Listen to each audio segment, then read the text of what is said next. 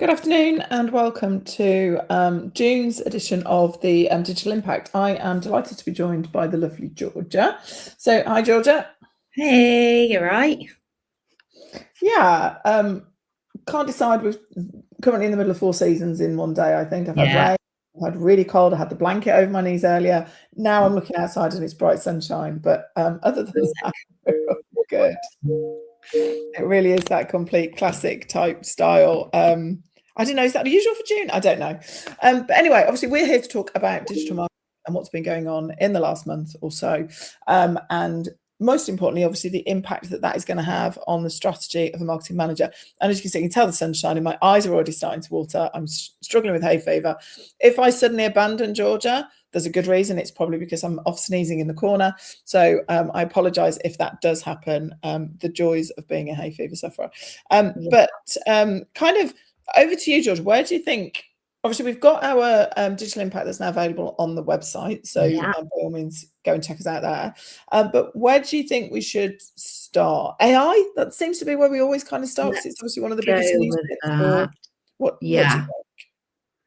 Yeah, I think we can start there. I feel like the main, we've got our digital marketing impact, and that goes into a lot more detail. So obviously check it out. But I feel like a lot of the updates are around, I suppose, being able to fact check where possible in terms of like AI overviews, because that's been like integrated more and more into search results, obviously. But there's questions around trustworthiness, I suppose, of some of that, those results. And so, like Google, Microsoft, and the main like providers are trying to work on just ensuring that the results are as trustworthy, close to the truth as possible. So they're just implementing, safety guards. And so, that's kind of what I got from the like main updates, just to basically support that as much as possible with the content that you're creating. If you are making any claims on your website, then you want to make sure that you can back it up with like fact checking, sources and everything. The more and more you can do that, and more trustworthy you can be, more likely you'll be to come up in an AI overview. I think it's interesting with AI, isn't it? I think there is very much that two-sided thing for marketeers. So we need to make sure that the information that we've got on our websites is the right information. We need to make sure that it's showing up in a way that is kind of like generative engine optimization, your geo, that is friendly for LLMs and for those kinds of things to be able to access the information and to use your information over somebody else's. But on the reverse side of that, if we're using AI to create our marketing, to help create our marketing, we need to make sure that the information that we're being fed is accurate as well, don't we? So it's kind of that two-faced, that kind of two-way thing that we really need to think about when it comes to AI as marketers, certainly. Yeah, and I think we just really need to strike the balance in our approach to content generation, because I think maybe there's been the excitement around AI generated content in terms of this makes my job a lot easier. It seems to sound very impressive what it cranks out, but it's definitely, I suppose, like humans and AI agents are also having that content fatigue and like lack of trust and engagement with AI generated content. And it's definitely a lot of the changes and updates that are being made are to sort of block that spam AI generated content from being used in results anyway. So if you're just using AI generated content, you're not actually having human driven element to it, then it's not really going to do anything for you. It's not adding any value to anyone, and including your business. So it's just not really the way to go. It's finding that lovely balance where the content that you're creating is human driven, but then AI supported in terms of how it works best for your process, I suppose. I really like using it in terms of helping me build the structure of content, or working out like how to refine the strategy. But like I've built the strategy and then I'm like asking, how can I improve this? That type of thing. But I would yeah, the more and more I've kind of been using AI to generate content and then engaging with AI generated content, the more it feels like we are disengaging when it doesn't feel like the human is really at the center of it. So yeah, just need to ensure that is happening. Yeah, and I think to some degree it comes back to the argument that we've talked about, and we do talk about this a lot at DigitalB, is that kind of it really has to be quality over quantity. So AI generation allows you to create that content at pace. It allows you to create it a lot quicker. You can write, it will write blogs, it will give you plans, it will give you captions, it will give you, you know, a whole month's worth of captions in literally a split second, and it'll give you those few seconds.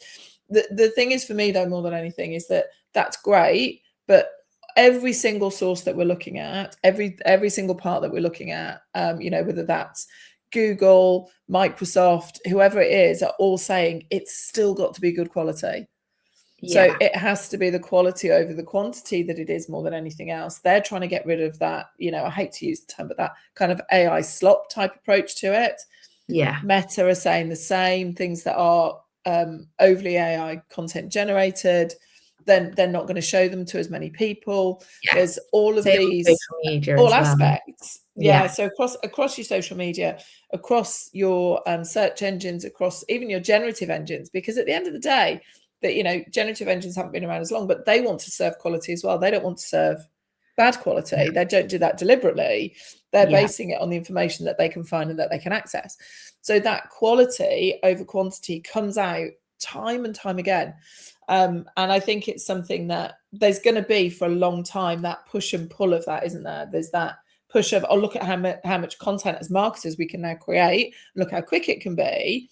And particularly, I think if you're selling this to kind of like, you know, if this is something that you're doing all the time and you're having to sell this as a concept to your board, you know, your kind of senior managers, or to your board, depending on where you are, it's that thing of, yeah, but you can just put it through chat, it'll do really quickly for you.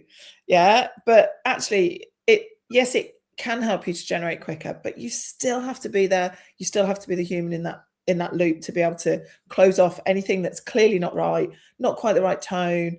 It needs to learn from you. It's a relationship that it takes time to build. It isn't something that is like, and it's done, because we still have to have that quality element in there. And if we don't, we'll be penalized for it.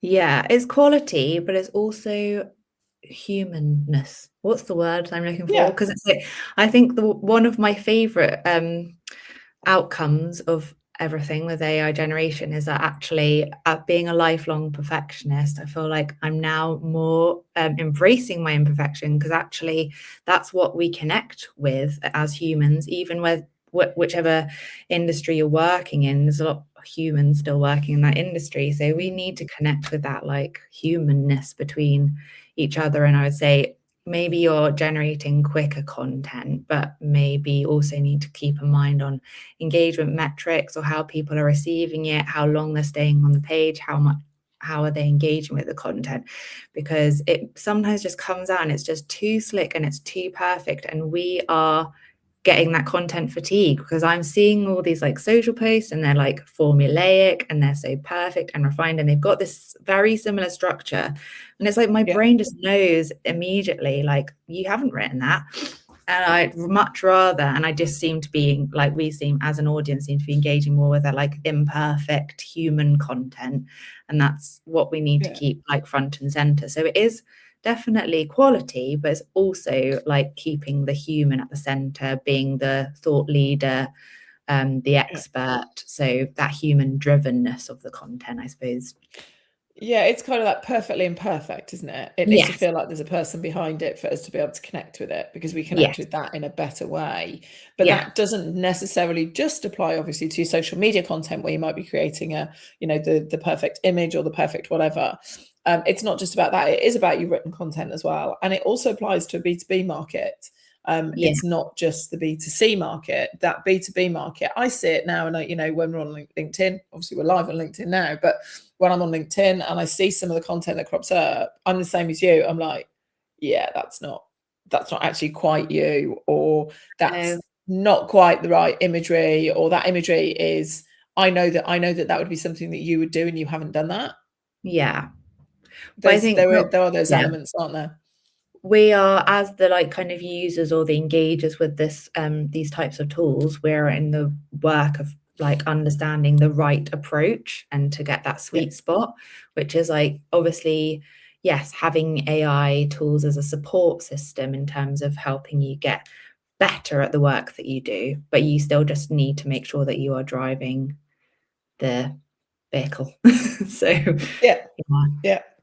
yeah, definitely. I think it's interesting as well. A couple of things that, and a couple of times, obviously, AI overviews crop up more and more now in the news that we see, and in what we know is happening with our clients.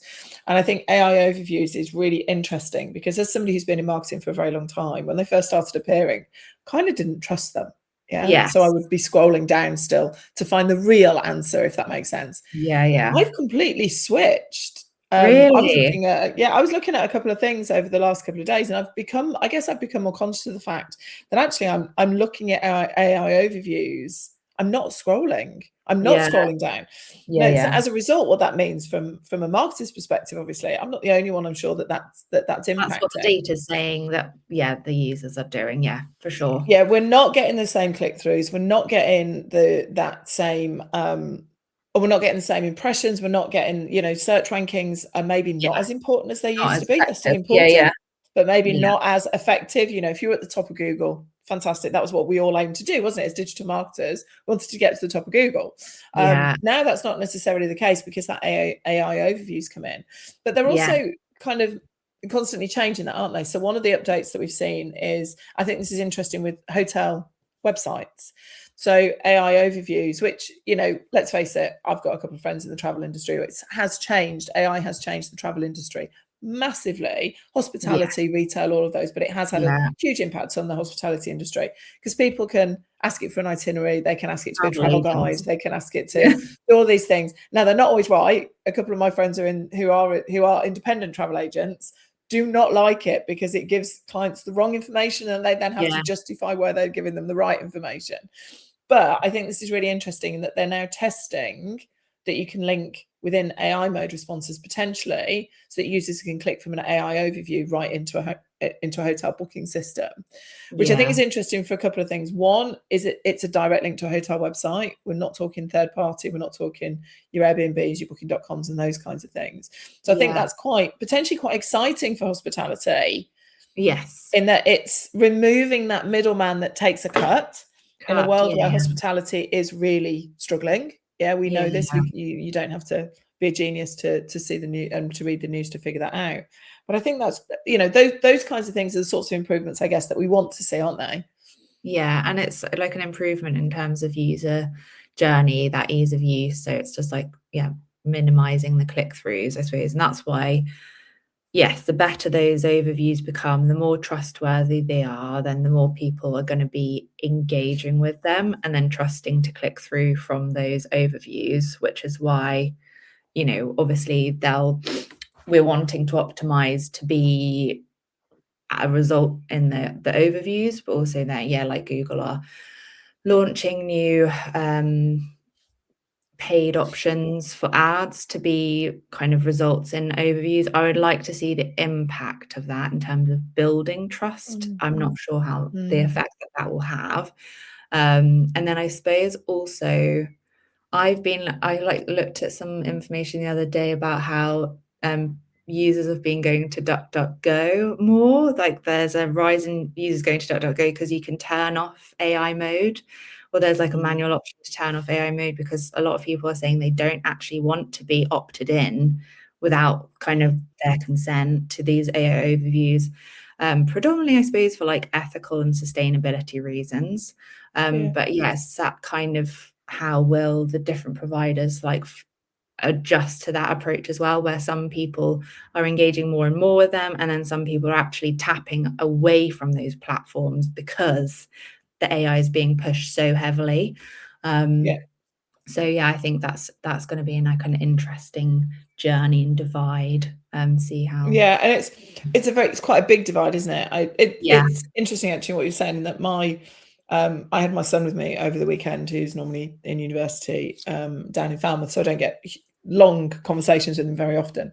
And we were talking about AI, and he was saying that he's actively moving away from it from an environmental perspective. He is Yes. a marine environmentalist. He's a marine biologist. He's he always has been very keen on the environment and protecting the environment. He's a surfer, big about the seas and marine life. But he's actively not using it as much as he possibly can because of that environmental and sustainability part of it. So yeah, it'll be interesting to see how you manage that, because that's a big divergence, isn't it? So it's interesting, I think, how we have to manage that potentially in the future. When it's kind of like all going down it in one route, and then we're almost having the anti movement in the completely the opposite direction. So I think that's interesting, which to some degree brings us on to the traditional search element of things. Yeah, for sure. Is there anything in what's going on in traditional search that you think is particularly interesting? I think it's just, really, it's kind of quite overlapping in lots of ways in terms of like the AI updates and the impact that then has on traditional. But it's just kind of like, again, highlighting that we just want to make sure that we're not serving any spam. And it's like, that's AI, but that's also just old school traditional spam as well. So we don't want to be serving any of that. And like any kind of technical optimizations you can make that are more, like traditional, but also overlapping to optimizing for LLMs. There are a few suggestions in there that AI assistant channel is going to be pulling through GA4 now. So you can see where AI is like driven traffic to your website. I'm already seeing that come through reports. So that would be kind of interesting to monitor the impact and be able to see that clear attribution. There's something around the UK websites being permitted to deploy specific analytics cookies without advance consent, which I thought was interesting. I know in the EU, the like cookie consent is like high, and then the UK is kind of got its like own set of rules, I suppose. But there's some exemption applying around performance and optimization, but then excluding those meant for tracking or remarketing. I need to do a bit more research into that, but it's going to be interesting to really understand what that means. At what point are they kind of tracking people basically without their full consent still, or trying to? So I think we kind of need to have our eyes on that as well, and like the journey with that. And I think that we've been in marketing long enough to remember the good old days when nobody cared in the same way what you were doing with the data, where you were getting the data from, who was giving you the data, and all those kinds of things. And I guess I'm a little bit of a old school to some degree, in that I'm very much on a website. I don't mind if I leave a cookie trail for somebody. Genuinely don't. If I'm on there and I'm on there for the right reasons, then if I say no, I feel like I'm letting down the marketers who are sat behind there, because that would be us in that situation. And we know that cookies obviously had a huge impact in terms of what we could track. It meant that Google Analytics had to become more assumptive to some degree, because they had to make assumptions about some of the gaps that were in that data and some of the gaps that the cookie data left. So it'll be interesting to see absolutely what that kind of turns into, and whether we see an improvement in the data that we collect, or the data that we have access to, or we're being allowed access to. So I think that's an interesting one, but I think to some degree it'll be a little bit of a wait and see, won't it? Exactly. And a bit of a journey for the UK, sort of like figuring out by ourselves, I suppose, in terms of what we feel comfortable with, and then like how they build trustworthiness around data privacy, etc. And then like how the journey of that, I suppose, will be just interesting. I think Rowena's, who's watching, has commented about in terms of the AI, that she's hearing the same from a lot of the younger generation, that they actually view it as being quite destructive rather than useful. And I think it's what I think is quite interesting is that there's an older generation in that AI. So I'm going to put myself in that generation, as much as I hate to. I'm going to put myself in that generation, who have maybe struggled more to embrace it because it felt like cheating for too long. So we didn't want to use it. But we are now embracing it much more. And I've been amazed recently by how many of my contacts and my colleagues and kind of cohort, if you like, of people who are similar to me, I've come across who use it as almost like a counselling session. I think it was on Newsnight the other night as well, where somebody was saying, you know, I use it as my counsellor. It's available at 24/7. It does all of the. I was sat there going, really? I was quite shocked. I actually discovered that a lot of my cohort use it in a similar way. But then we've got a younger generation who you'd think would fully embrace it again. No, actually, maybe not. Maybe for Yeah. us because of the impact it's having in the places that are really important to us, where environment is one of those things. Yes. Which also, to some degree, then brings us on to social, and a recent report by Sprout Social, who are invested in social listening being a good thing, but they're kind of talking about the importance of social listening, which is particularly the case, I guess, with the younger generation, isn't it? Well, I mean, And kind of being able to most tap into generations, that. social media. Being able to particularly tap into that generation, particularly when you look at some of the stats around TikTok, for example, just checking on my second screen for a sec, saying that 67% of consumers now use TikTok Shop to discover new products. And that, you know, Meta are saying the same, that Meta are saying, you know, 41% of Gen Z users check social platforms and 58% find product discovery much easier and more enjoyable on social media. There is, we have to bear that in mind in our marketing, don't we, that not all of our customers are the same, that we could be wanting to find you in different places, that we could be pushing back in certain places as well, I guess. I think just the kind of example is from Oatly in terms of social listening. The example is that Oatly were able to identify their like grab and go matcha drink as like a missing product on the market through social listening. But while I was chatting to Amy a little bit before the live, and I was saying I'd like to know the tool that they used or the process that they used, because I have historically always found social listening tools a bit limited, and ended up finding the manual social listening the most effective and meaningful, but that obviously takes time. So potentially AI can like come and help with that process maybe over time. But I'd love to know the process that people are using in terms of like the best social listening tools. I'm guessing, as it was a Sprout Social report, that that's where it's come from, and that's, but which tools specifically and how they've pulled that together is that, I guess, the interesting part, isn't it? Yes, exactly, the process. But there was also some updates from Meta and Instagram in terms of them, what's the original creator, so the algorithm showing original creator results, and then like basically blocking aggregator accounts that are basically just repurposing other people's content, which I think is quite interesting. I actually follow quite a lot of people who do that kind of resharing, these resharing carousels, and sometimes they've done them really well.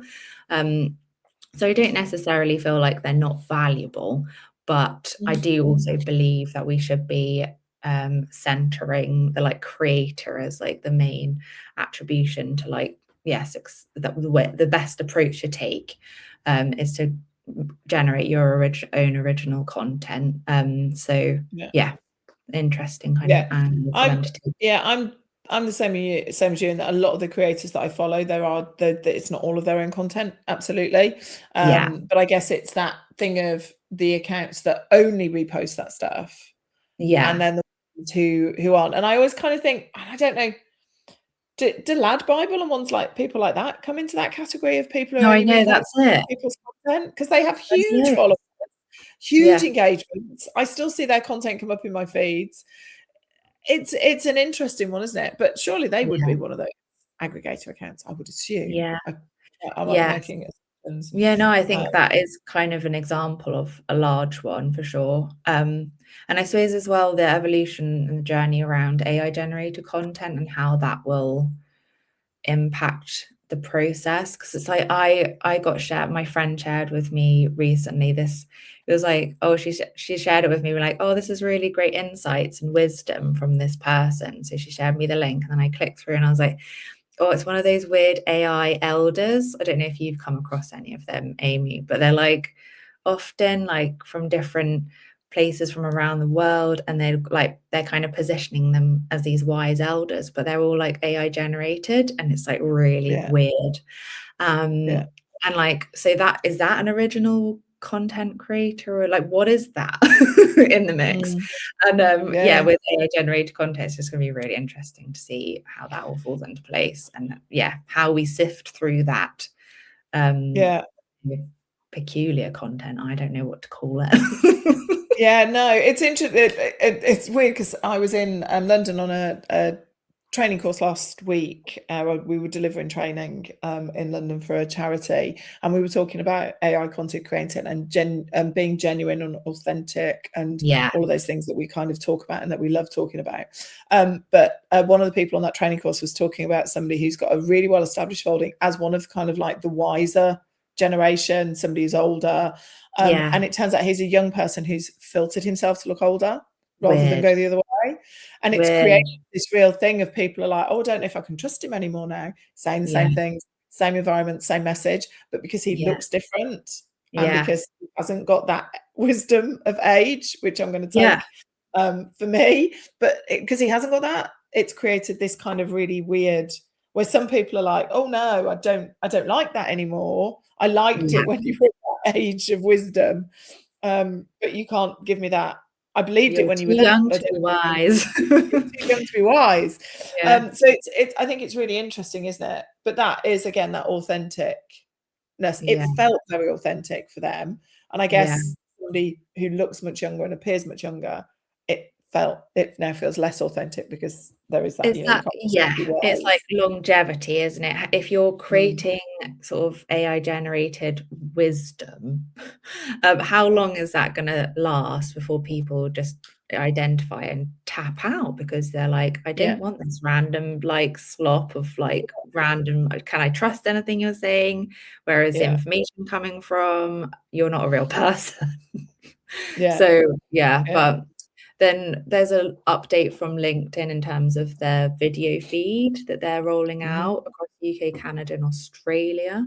So I thought that was quite interesting because I think like LinkedIn really want to position people as thought leaders. They really want that like business B2B like thought leadership or branding thought leadership or whatever it is. But they want to kind of push test pushing users more towards video content, which I feel like still within my LinkedIn feed, a lot of the thought leaders that I'm like following and engaging with, I wouldn't say they're like really pumping out the video content. And I'm quite enjoying that, to be honest. I'm not a lover of short form videos. I find it a bit too much, especially when it's the feed of it. It's like just too much for me. But I suppose it will be interesting to see the impact that has in terms of like the user experience, but also the way that thought leaders may be more motivated to create video content, the kind of journey of that. But we'll have to see. Yeah, I think obviously LinkedIn have, and we cover this in the blog, that LinkedIn have issued a guide where they're saying creators should publish 2 to 5 times a week, 2 to 5 times a week, and that at least 1 or 2 of those should be video posts. Now, LinkedIn have been talking about video for a really long time. There's been lots of conversation. I see content that's sponsored content from LinkedIn talking about how it's all about the video, and their little videos talking about all about the video. But I'm the same. Yes, it does absolutely lend itself to video. Of course it does, as all social media platforms do now. But it's the video heavy part of it, I guess, that I think makes it a little bit, how much is too much in terms of your audience, which, and to some degree, that boils down, it does boil down to your audience. So very often I get asked questions in training, how many times should I post? How many of them should be video? How many this? Or, what's the magic formula?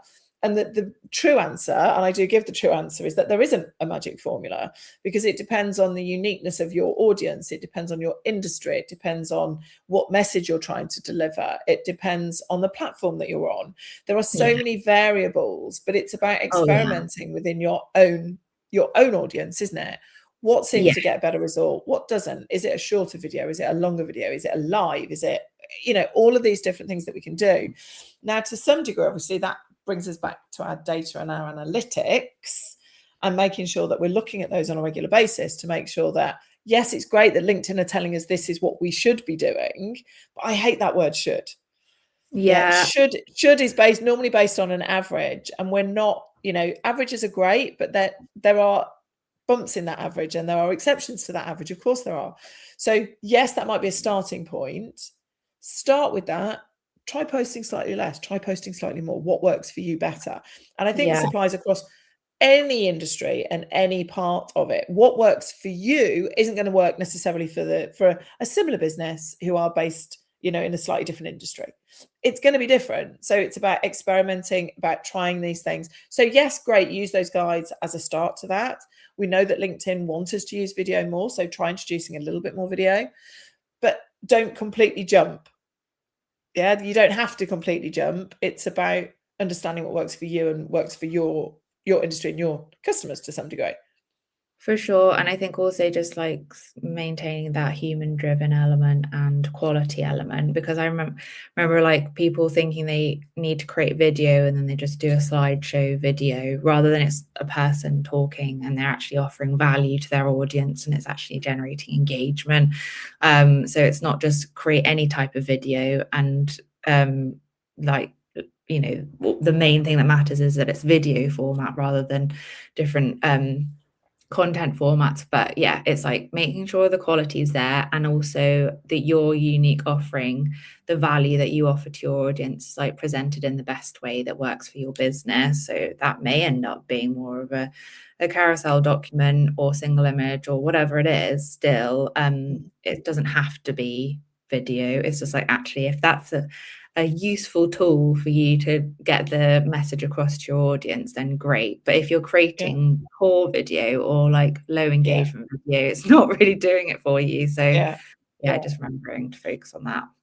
Basically. Yeah, and there is nothing worse, and we've all seen them. There's nothing worse than that video of, some random bloke who's being picked out of the sales team who is so uncomfortable in front of camera. He might be a fantastic salesman, but he's so uncomfortable in front of the camera, and it becomes that kind of like, hi, I'm Jeff, and it's so robotic and so unnatural that it just doesn't work for you. And that is really your epitome of your video for the sake of video, isn't it? Equally, if images, if it's working for you as a carousel, you don't have to put it into a video format as a collection of stills. You don't have to do any of those things, but you have to understand what's working and what isn't working and why it might be working for you, which means you have to understand your audience, don't you? And that's the case B2B, B2C, wherever you are, you've got to understand your audience. Yeah, for sure.